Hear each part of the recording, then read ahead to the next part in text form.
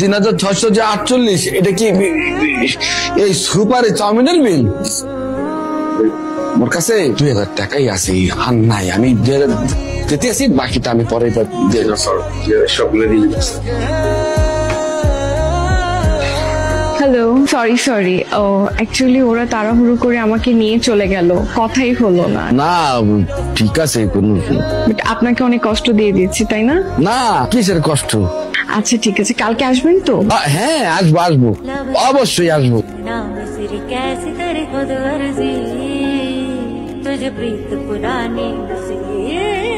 मस्त मौला मस्त कलंदर तू हवा का एक बवंडर बुझ के यूं अंदर ही अंदर क्यों रहेगा।